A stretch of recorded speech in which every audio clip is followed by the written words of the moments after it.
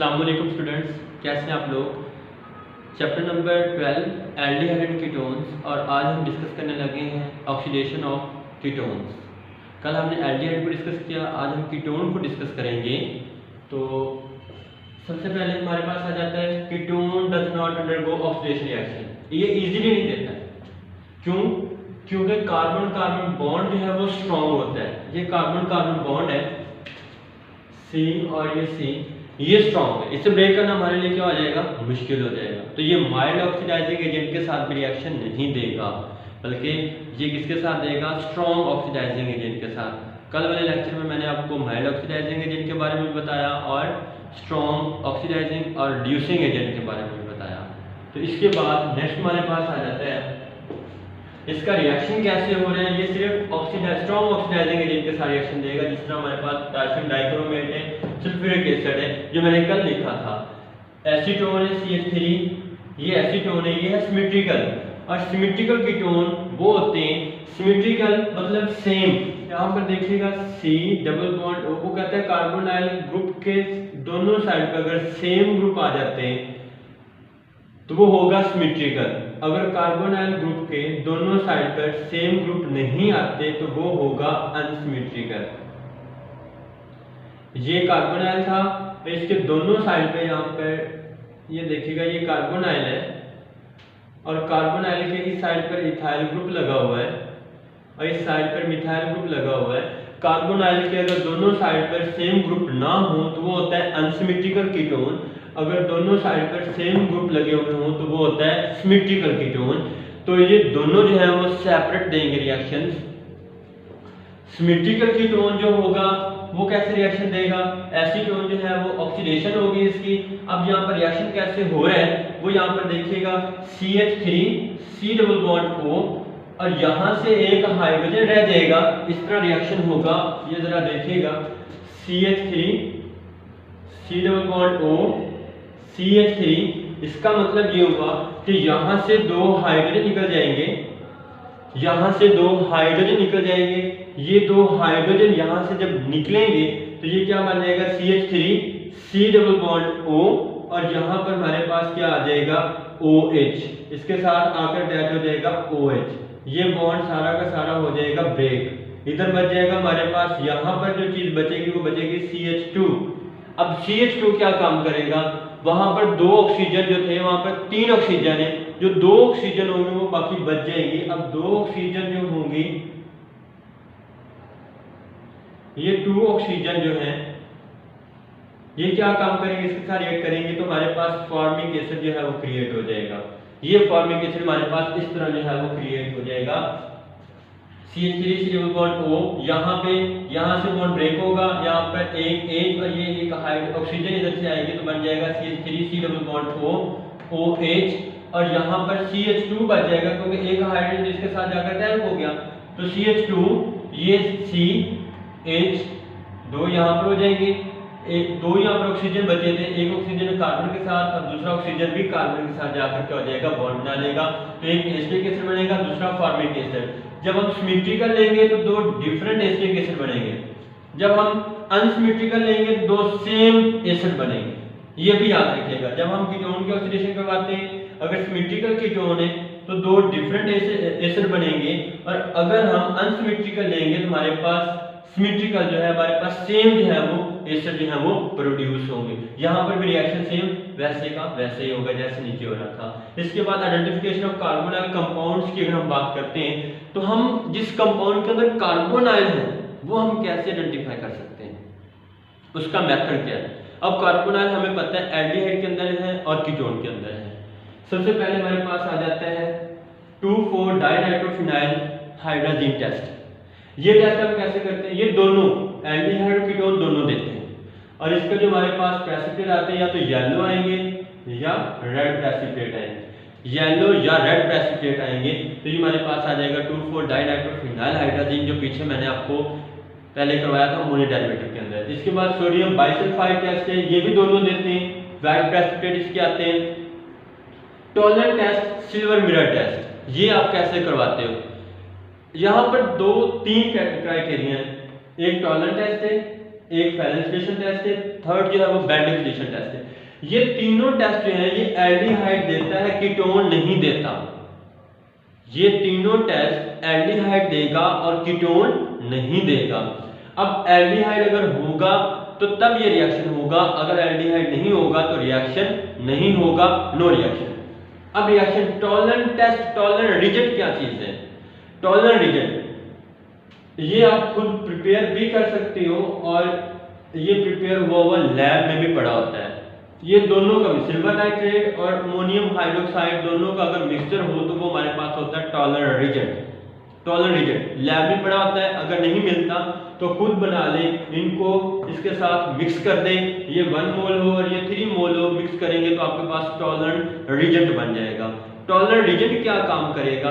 अब इन दोनों का रिएक्शन होगा तो ये जो हमारे पास आ रहा है ये हमारे पास है टॉलरेंट रिजेंट, इसको कहते हैं टॉलरेंट रिजेंट। किस चीज का मिक्सचर है? सिल्वर नाइट्रेट और अमोनियम हाइड्रोक्साइड। अब ये आप क्या काम करोगे, ये सपोज आपके पास टेस्ट ट्यूब है, जब आप लैब के अंदर जाओगे टेस्ट ट्यूब आप लोगे, टेस्ट ट्यूब के अंदर आपने अगर आपके पास टॉलरेंट रिजेंट है तो आप यही डाल दोगे, अगर नहीं है तो सबसे पहले आप एल्डिहाइड डालोगे, एल्डिहाइड, ये आपने एल्डिहाइड डाल दिया, सॉलिड होगा। इसके बाद अगर टॉलरेंट रिजेंट है तो ये डाल दें, अगर टॉलरेंट रिजेंट नहीं है तो ये दोनों का मिक्सचर डाल देंगे, सिल्वर नाइट्रेट और दोनों का मिक्सचर डालेंगे और इसके बाद इसे आप हीट करोगे। जैसे ही आप इसे हीट करोगे तो यहाँ पर रिएक्शन प्रोड्यूस होगा, जैसे रिएक्शन प्रोड्यूस होगा तो ये हीट करने पर आपके पास ये जो सिल्वर बनेगा, ये जो सिल्वर है मेटल है, ये सिल्वर मेटल क्या काम करेगी, ये इस वाल्स के ऊपर, ये जो टेस्ट ट्यूब की वाल होगी इसके ऊपर डिपॉजिट होना शुरू हो जाएगी, इसके ऊपर लग जाएगी, ये इसके ऊपर लग जाएगी। तो इसलिए हम अगर हमारे पास, अगर आपके पास जो कंपाउंड है वो एल्डिहाइड होगा तो यहाँ पर सिल्वर जो है वो उसकी वाल्स के ऊपर डिपॉजिट हो जाएगी। अगर एल्डिहाइड नहीं होगा तो यहाँ पर कोई रिएक्शन नहीं होगा, इसकी वाल्स के ऊपर जो सिल्वर होगा वो डिपॉजिट नहीं होगा। ये मेटल निकलेगी तो डिपॉजिट होगी, वो कब निकलेगी? जब एल्डिहाइड होगा। अगर एल्डिहाइड ही नहीं होगा तो रिएक्शन प्रोसीड ही नहीं होगा।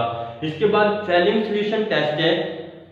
फेलिंग सॉल्यूशन टेस्ट के अंदर 3 चीजों का मिक्सचर होता है, क्यूप्रिक टार्ट्रेट, कॉपर हाइड्रोक्साइड और सोडियम हाइड्रोक्साइड। ये अल्कलाइन सॉल्यूशन है, ये क्यूप्रिक टार्ट्रेट है, इसलिए मैं कहता हूं कि ये माइल्ड ऑक्सीडाइजिंग एजेंट है। इसके अंदर हमने क्या डाला हुआ है, कोई अल्कलाइन सॉल्यूशन भी डाला हुआ है। जिसके अंदर हम कोई अल्कलाइन सॉल्यूशन डाल देते हैं वो बेसिकली क्या बन जाता है, माइल्ड ऑक्सीडाइजिंग एजेंट। ये भी माइल्ड ऑक्सीडाइजिंग एजेंट है, ये भी माइल्ड ऑक्सीडाइजिंग एजेंट है। अब यहाँ पर रिएक्शन कैसे होगा, क्यूप्रिक टार्ट्रेट, ये तीनों का मिक्सचर अगर नहीं है तो ये खुद बना लो, अगर पड़ा हुआ है बाज़ औक़ात लैब के अंदर पड़ा हुआ मिल जाता है हमें, ये लैब के अंदर प्रेजेंट होता है, फेलिंग सॉल्यूशन टेस्ट ऊपर लिखा हुआ होता है, ये बना हुआ हमें मिल जाता है। हमने क्या काम करना है, ये हमने टेस्ट कैसे प्रोसीड करवाना है, आपने टेस्ट ट्यूब लेनी है, इसके अंदर आपने कंपाउंड डाल देना जो आपके पास गिवन हो, जो आपके पास गिवन कंपाउंड होगा वो आपने डालना है।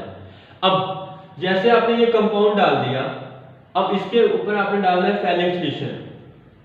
अगर एल्डिहाइड ये होगा तो आपके पास यहाँ पर जो प्रेसिपिटेट बनेंगे, जो कलर आएगा वो ब्रिक रेड, जिस तरह ईंट का कलर होता है वैसे कलर प्रोड्यूस होगा। अगर यहाँ पर एल्डिहाइड नहीं होगा तो इसका कलर चेंज नहीं होगा, कोई रिएक्शन नहीं होगा। तो अगर यहाँ पर कंपाउंड एल्डिहाइड होगा तब ब्रिक रेड प्रेसिपिटेट जब कलर आएगा, अगर नहीं होगा तो यहाँ पर कोई कलर नहीं आएगा। यहाँ पर क्यूप्रस ऑक्साइड बनेगा, इसके ब्रिक रेड प्रेसिपिटेट बनते हैं जिस तरह ईंटों का कलर होता है। अगर यहाँ पर नहीं होगा तो रिएक्शन प्रोसीड नहीं होगा। सिमिलरली बेंडिक सॉल्यूशन टेस्ट भी यही इक्वेशन इसके अंदर आपने लिखनी है। बेंडिक सॉल्यूशन टेस्ट किस चीज का मिक्सचर होते हैं, क्यूप्रिक टार्ट्रेट, यहाँ पर क्यूप्रिक, यहाँ पर हमारे पास टार्ट्रेट था, यहाँ पर क्यूप्रिक सिट्रेट है, क्यूप्रिक सिट्रेट, क्यूप्रस ऑक्साइड और यहाँ पर हमारे पास सोडियम हाइड्रोक्साइड, ये दोनों सेम है इसके अंदर भी, लेकिन यहाँ पर ये चेंज है, ये टार्ट्रेट है, ये सिट्रेट है, बाकी इसका रिएक्शन भी सेम यहाँ पर लिखोगे और इसके अंदर जो प्रेसिपिटेट बनते हैं वो भी ब्रिक रेड ही बनेंगे, जैसे आपके पास जो है ईंट का कलर होता है, इसका रिएक्शन सेम होगा। नेक्स्ट हमारे पास आ जाता है सोडियम नाइट्रोप्रोसाइड, ये सिर्फ कीटोन के लिए, ये तीनों एल्डिहाइड के लिए, ये दोनों कीटोन और एल्डिहाइड दोनों के लिए है, और ये जो है सोडियम नाइट्रोक्लोराइड ये सिर्फ कीटोन टेस्ट देता है। एमसीक्यूज में भी पूछ लेते होते हैं, एमसीक्यूज के अंदर भी पूछ लेते हैं कि give the reaction of nitrochloride only ketone, ketone के लिए होता है। और जब हम क्या काम करते हैं, अगर हमारे पास यहाँ पर कंपाउंड जो है ये भी हमारे लैब के अंदर पड़ा हुआ मिल जाएगा, ये इसका फार्मूला है Na2FeCN6NO, ये इसका फार्मूला है। अब आप क्या काम करो, अगर आपके पास यहाँ पर कीटोन होगा तो तब ये ऑरेंज रेड कलर जो है वो शो करेगा, अगर आपने सोडियम नाइट्रोक्लोराइड डाला है। अगर यहाँ पर कीटोन नहीं होगा कंपाउंड, कोई और कंपाउंड होगा, तो यहाँ पर ये कलर ही शो नहीं होगा। तो इन रिएक्शन के जरिए, इन टेस्ट के जरिए हम किसी भी एल्डिहाइड को और कीटोन को जो है वो डिटेक्ट कर सकते हैं। इसके बाद नेक्स्ट हमारे पास आ जाता है रिएक्शन विद ग्रिग्नार्ड रीजेंट। अब ग्रिग्नार्ड रीजेंट के साथ तो रिएक्शन हो रहा है, हमें ये पता होना चाहिए कि ग्रिग्नार्ड रीजेंट है क्या चीज। इसे विक्टर ने 1900 के अंदर जो है वो इंट्रोड्यूस करवाया था। विक्टर एक साइंटिस्ट था, उसने इसे इंट्रोड्यूस करवाया 1900 के अंदर। उसने ये कहा कि जब हम क्या काम करते हैं, अल्काइल हैलाइड का रिएक्शन करवा देते हैं किसी भी मेटल के साथ, तो वहां पर जो प्रोड्यूस होता है उसे हम कहते हैं ग्रिग्नार्ड रीजेंट। ये है अल्काइल हैलाइड R, यहां पर Br लेकर आ जाए, प्लस वो कहता है मेटल के साथ रिएक्शन होगा मैग्नीशियम के साथ, तो ये किसमें कन्वर्ट हो जाएगा RMgBr। अब ये R यहां पर चेंज कर सकते हो, मिथाइल भी लेकर आ सकते हो, इथाइल भी। ये देखिएगा यहाँ पर मैंने इथाइल लिखा हुआ है, यहाँ पर मिथाइल भी आ सकता है, इथाइल भी आ सकता है। R को आप चेंज कर सकते हो in the presence of dry ether, ये आपके पास ईथर होगा। अब नेक्स्ट हमारे पास यहाँ पर क्या चीज आ जाती है, इसका रिएक्शन कैसे होगा ग्रिग्नार्ड रीजेंट के साथ। एक बात हमेशा याद रखिएगा, वो कौन सी है, वो यहाँ पर बता देता हूं। ये आपके पास है RMgBr। इस मैग्नीशियम की इलेक्ट्रोनेगेटिविटी कम है, इस R की इलेक्ट्रोनेगेटिविटी ज्यादा है, तो इसके ऊपर जो चार्ज आएगा वो नेगेटिव होगा, पार्शियल नेगेटिव, और इसके ऊपर जो चार्ज आएगा वो पार्शियल पॉजिटिव होगा। हमेशा जब भी बॉन्ड ब्रेक होगा, जब आप ग्रिग्नार्ड रीजेंट यूज करोगे, तो हमेशा बॉन्ड RMg के दरमियान होगा, यहां पर बॉन्ड ब्रेक होगा। इट मींस जब मैं ये रिएक्शन करवाऊंगा तो बॉन्ड हमेशा CH यहां पर बॉन्ड ब्रेक होगा, यहां से और यहां से बॉन्ड ब्रेक नहीं होगा। क्यों नहीं होगा? क्योंकि मैग्नीशियम की इलेक्ट्रोनेगेटिविटी कम है, क्योंकि ये ग्रुप 2 में एग्जिस्ट करता है, और ये R जो है यहाँ पर कार्बन आ रहा होता है, ये ग्रुप 4 में एग्जिस्ट करता है, तो इसकी इलेक्ट्रोनेगेटिविटी ज्यादा होगी तो इसके ऊपर पॉजिटिव चार्ज आएगा, इसकी इलेक्ट्रोनेगेटिविटी कम होगी तो इसके ऊपर, सॉरी, इसकी इलेक्ट्रोनेगेटिविटी ज्यादा होगी तो इसके ऊपर नेगेटिव चार्ज आएगा, और इसकी इलेक्ट्रोनेगेटिविटी कम होगी तो इसके ऊपर पॉजिटिव चार्ज आएगा। और हमेशा बॉन्ड यहाँ से ब्रेक होगा। अब यहाँ से बॉन्ड ब्रेक हो रहा है तो ये बॉन्ड ब्रेक होगा, जब ये रिएक्शन करेगा तो ये देखिएगा यहाँ पर इसके ऊपर नेगेटिव था, ये कार्बन जो है इसके ऊपर जाकर अटैक करेगा, इस कार्बन के ऊपर, और इस कार्बन की वैलेंसी हो जाएगी 5। ये अपने आप को स्टेबल करने के लिए ये दोनों इलेक्ट्रॉन इधर शिफ्ट कर देगा। अब यहाँ पर देखिएगा ये कार्बन जो है इस कार्बन के साथ जाकर अटैच हो चुका है।